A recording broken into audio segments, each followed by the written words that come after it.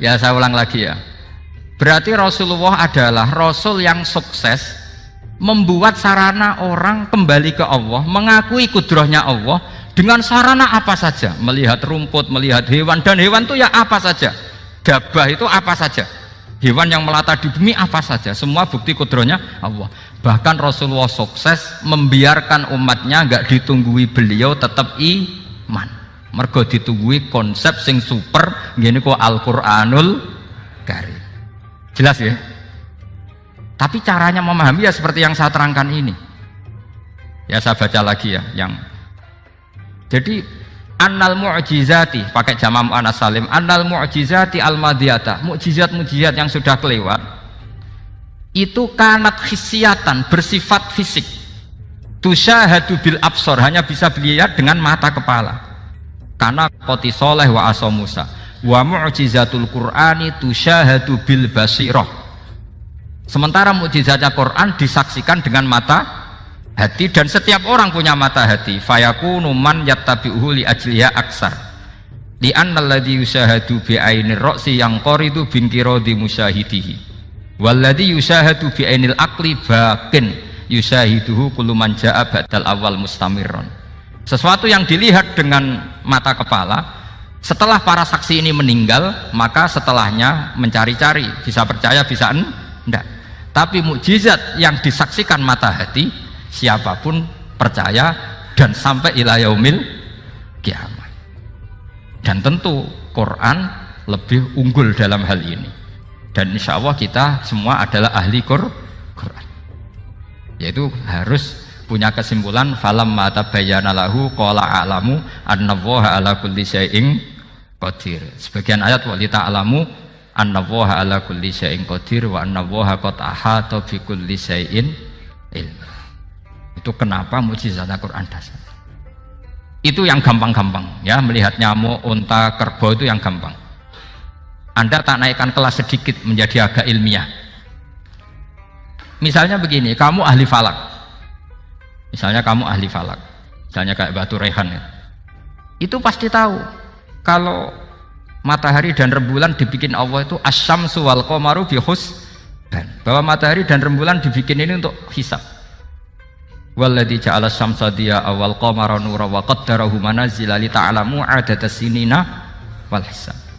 Sehingga ketika ternyata betul samsiyah bisa dihitung menjadi tahun samsiyah, yang oleh bahasa milenial disebut Masihiyah, Sayyidina Umar agak tersinggung. Sebetulnya yang namanya hisab itu tidak ada hubungannya dengan Masehi dan Hijriyah, itu tidak ada. Semua berdasar matahari atau apa? Rembulan. Lah sialnya yang samsiyah ini oleh bahasa internasional disebut apa? Masehiyah. Makanya Sayyidina Umar marah terus bilang ya sudah kalau gitu Qamariyah bikin apa? Hijriyah. Jadi itu sebenarnya nama politik. Sebetulnya kalau objektif yang jadi ukuran ya samsiyah sama Qamariyah. Berhubung ini sudah diambil tetangga partai sebelah, akhirnya ya kira-kira gitu. Jadi kira-kira seperti itu. Akhirnya kita namanya apa? Hijriyah, apa samsiyah sama apa? Hijriyah. Sebetulnya yang asli ya samsiyah, Qamariyah. Tapi nggak apa-apa lah. Dunia itu mesti ada politiknya. Lah yang repot orang-orang fanatik hukum pakai bahasa nasional, itu repot. Jadi misalnya kematian Yesus Kristus itu mesti Batu Rehan kan nggak percaya, akhirnya ditambahi kematian Sibeh. Karena kalau bilang iya kan percaya, makanya ditambahi apa? Sibeh. Karena menurut orang Islam berkeyakinan Nabi Isa itu nggak terbunuh, maka ditambahi apa? Sibeh. Saya dulu pernah usul, karena beliau itu kalau manggil bahasa itu bude, jadi saya pernah sowan usul, mbok ditulis gini saja, Mbah, kematian Yesus dalam kurung katanya.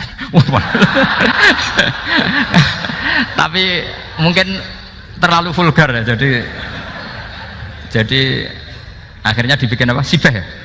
Di kalender Kudus kan apa? Sibeh ya, ditambahi Sibeh. Ya nggak apa-apa lah, yang penting keyakinannya masih benar gitu. Jadi masih benar. Kalau usulan saya terlalu ekstrim, maka dikasih apa? Katanya. Ya karena memang begitu kan, kita berkeyakinan Nabi Isa itu gak terbunuh. Wa ma qataluhu wa ma sholabuhu walakin syubbiha lahu. Jadi ini saya teruskan ya.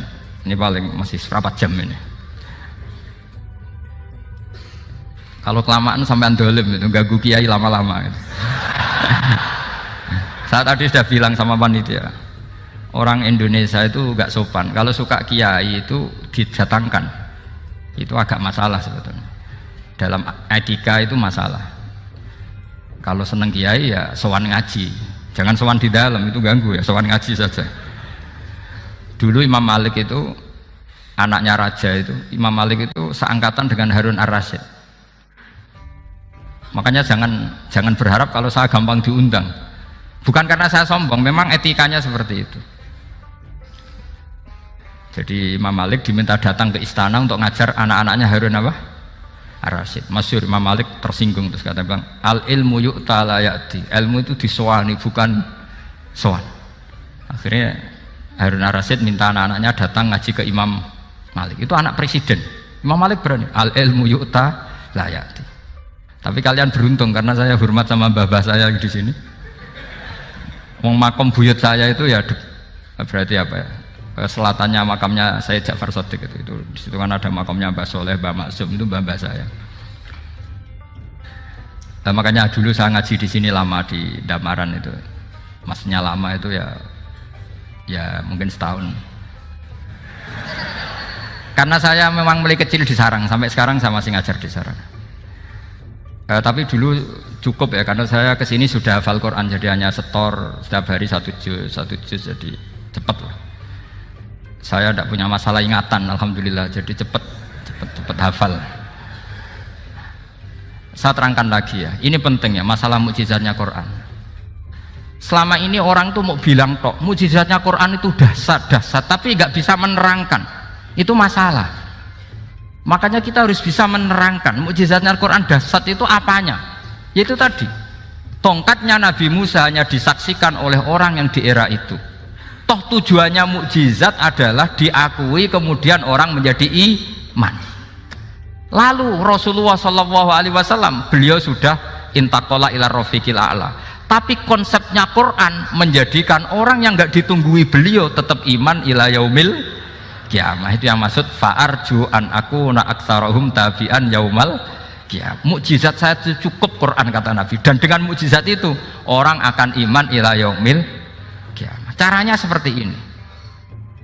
Karena tadi sedahsyat-dahsyatnya mukjizat, tujuan utama orang terdikte supaya ikror ngakui kudrohnya Allah. Lah ngono kok ngenteni tongkat sakti lah opo? Cukup deloknya. Paham nggih? Jelas ya? Alhamdulillah, mau naik kelas ini sudah benar, ini sudah benar. Terus kedua begini, kedahsyatan Quran lagi. Quran itu bisa merunut, mentartibkan logika. Bahkan logika ini logika yang universal. Siapa saja merasakan logika itu. Misalnya begini, dulu orang kafir itu punya Tuhan banyak. Tentu yang dipertuhankan ya makna. Yang dipertuhankan itu banyak. Karena pikiran mereka urusan banyak, problem banyak, ya Tuhannya harus banyak. Ada BPKB 3D kan, istri cerewet, macam-macam lah, itu kan problemnya banyak, maka Tuhannya harus banyak. Karena Tuhan itu maknanya penyelesai masalah. Sehingga kalau masalahnya banyak, Tuhan harus banyak. Ketika Rasulullah membawa konsep satu Tuhan, mereka janggal. Makanya mereka bilang, aja'alal alihata ilaha wahida inna hadza lasyai'un ujab. Masa Tuhan satu? Ini aneh, nggak bisa. Tuhan harus banyak, karena masalah kita banyak. Itu terpatri, di otak mereka terpatri. Lalu Nabi dengan santai diajari Allah menerangkan, andaikan kalian punya majikan banyak dan perintahnya beda-beda, kamu suka enggak? Ya enggak suka, mat, enggak enak. Punya majikan banyak itu udah enak. Milih mana majikan banyak sama satu? Satu aja, mat. Tuhan kamu adalah majikan kamu. Kalau banyak kamu bingung. Ya mat, satu aja mat. Itu segampang itu. Jadi menggiring, Tuhan itu kan bos kita, tuan kita. Kalau banyak berarti yang memerintah kita banyak, dan bisa konflik bos-bos kita ini karena berebut anak buah tadi. Akhirnya mereka, kalau kamu punya majikan banyak dan perintahnya beda-beda, semuanya minta dilayani, kamu pusing enggak? Ya pusing mat. Minta mana? Majikan banyak sama satu? Satu saja Muhammad. Ya Tuhan kamu adalah atasan kamu, maka harus satu. Mereka faham. Oke mat, Tuhan satu. Itu yang dimaksud dorobawaw matalar rojulan fihi syuraka umutasyakisuna wa rojulan salamal lirojul hal yastawiyani masalah. Langsung alhamdulillah. Karena mereka yang paling bodoh pun faham. Dengan logika itu faham. Kalau Tuhan banyak, perintahnya banyak, kita repot. Maka Allah bikin satu masalan, yaitu rojulan fihi syuraka umutasyakisuna wa rojulan salamal dirojul. Satu lelaki, satu bos, satu perintah. Kayak apa mudahnya Allah. Kemudian mereka tetap menuhankan Lata, Hubal dan Uzza karena mereka dipertuhankan. Sebenarnya nggak pernah Tuhan tapi dipertuhankan. Allah memberi contoh tuh sederhana sekali. Wa daraballahu mathalar rajulaini ahaduhuma abkam la yaqdiru ala syai'in wa huwa kallun ala maulah aina ma yuwajjihu la ya'ti bi khair hal yastawi huwa may ya'muru bil adl. Kata Rasulullah, Lata itu menurut kamu apa? Ya Tuhan kami. Muhammad. Hubal ya Tuhan kami. Uzzah ya Tuhan kami. Lalu kalau mereka kotor ya saya mandikan, kalau hidungnya coplok ya saya tata. Terus kata Rasulullah begini, kamu mau nggak punya budak atau pembantu yang buta, tuli, bisu? Kamu mau nggak punya pembantu? Pembantu loh ya, pembantu itu budak zaman dulu. Kamu mau nggak punya pembantu yang buta, yang tuli, yang bisu? Wah gak doyan mat, nggak apa pembantu ngono. Yang pembantu saja kamu nggak mau yang gitu kok malah punya bos begitu? Orang yang tuli, yang bisu, yang kopok, jadi pembantu saja nggak layak kok malah jadi pangeran. Paham ya? Arca dan berhala itu kan nggak bisa apa-apa. Kamu mau gaji ngasih THR pembantu yang kopok, bisu, picek? Mau? Wong jadi pembantu saja nggak sah kok mau jadi apa? Tuhan atau jadi majikan? Jadi Allah bikin contoh gampang sekali. Wa daraballahu mathalar rajulaini ahaduma abkam la yaqdiru ala syai'in, enggak bisa apa saja. Wa huwa kallun ala maulah, anane ngrepoti tok. Aina ma yuwajjihu la yati bi khair.